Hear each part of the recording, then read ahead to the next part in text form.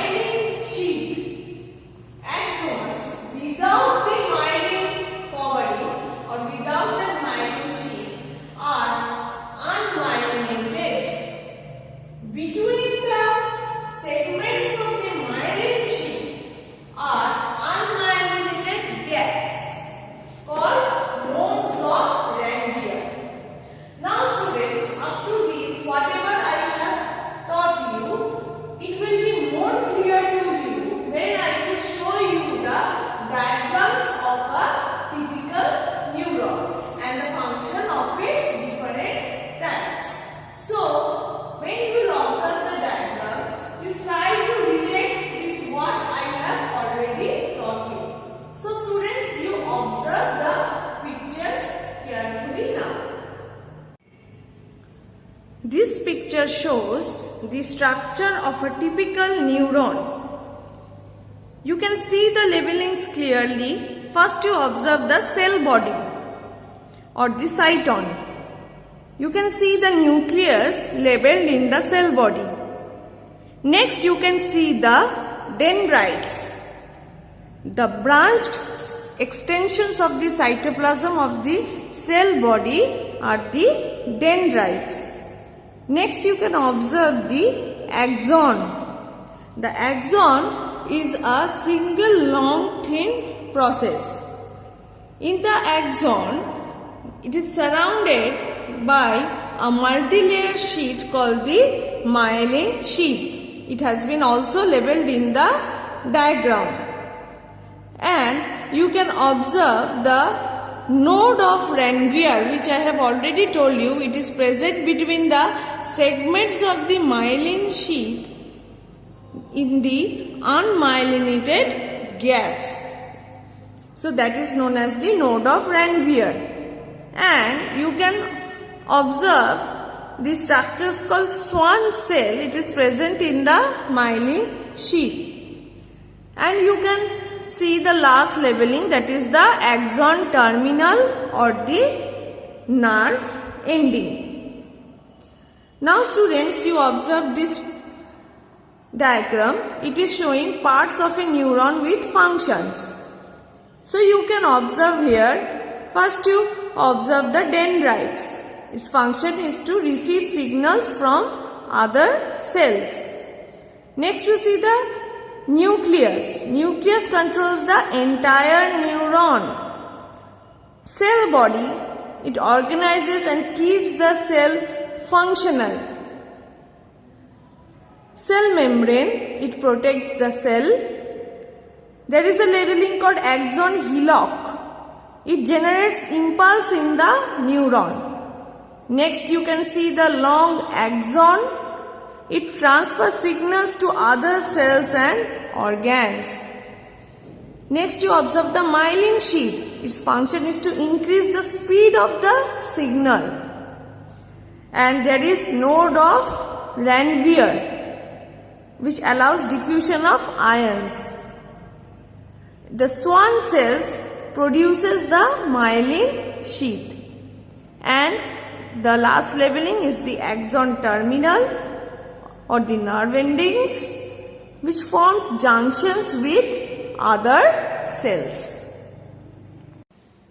Now students, we will learn about the transmission of nerve impulse to the neurons.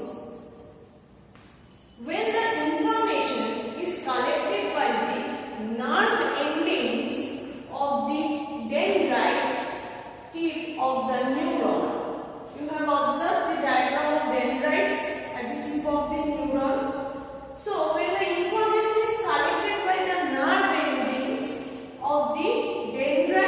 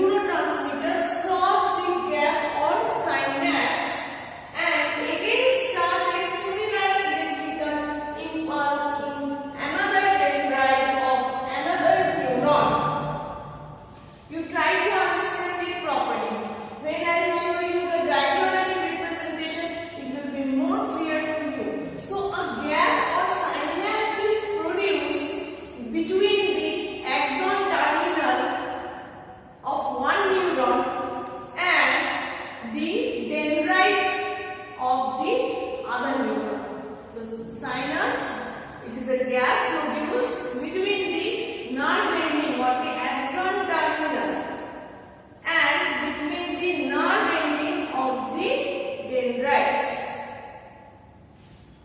This is how the nerve impulse travels as electrical signals or charges along the nerve and pass to another nerve by chemicals and finally sent to other cells such as muscle cells or glands. So this is how one neuron is connected with another neuron in a series.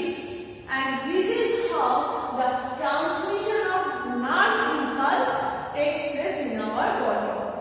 So students, now you observe the diagrams very carefully and try to understand whatever I have taught you and relate with that. In this picture, you can see the part A showing a neuron. You can see that information is collected here, that is in the dendrites, and from the dendrites it is passed to the cell body, and from the cell body it is passed to the axon. In the axon, the information travels as electrical impulse, and you can see the direction of impulse also. And this electrical impulse reaches the axon terminals, or you can see the nerve endings. That is number 3. That is impulse converted into chemical signals here. So the electrical impulse traveling through the axon reaches the axon terminal and is converted into chemical signals.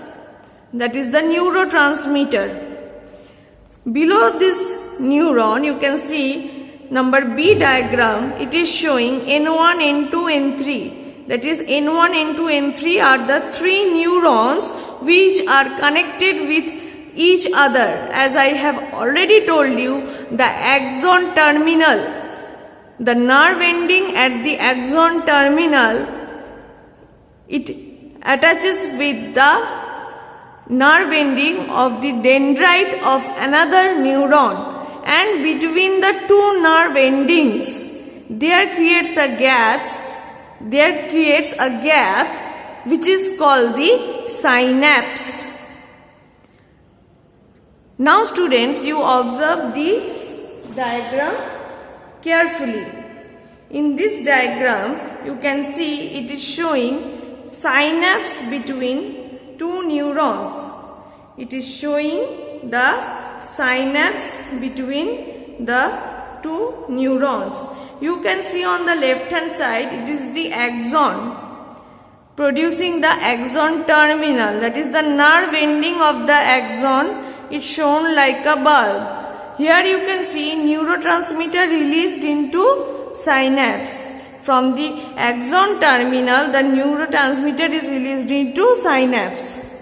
And there are receptors present at the nerve ending of the dendrite.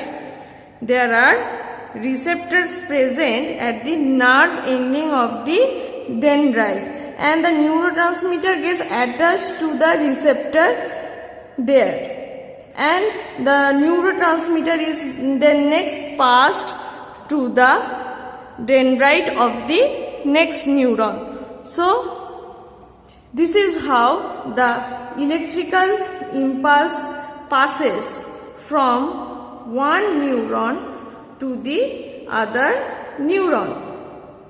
Next diagram you can see it is shown that how the neurons are connected with one another. So you can see here that neurons are connected with one another like this, as I have already told you. So students, this is all about today's topic, that is the neuron. I hope students this topic is clear to you. Though it is now deleted from your syllabus, but for your knowledge you should always know this. So study properly,